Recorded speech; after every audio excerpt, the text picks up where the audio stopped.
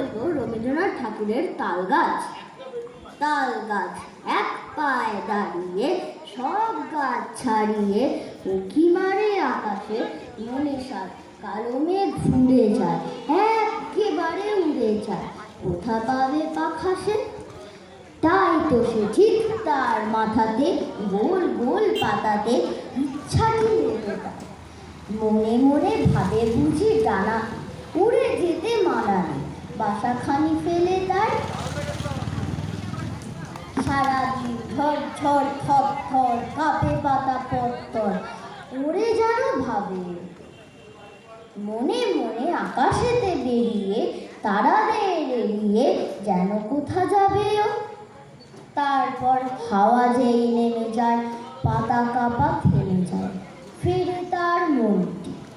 যেইভাবে মাঝে হয় মাটি তার ভালো লাগে আরবার, পৃথিবীর কোনটি?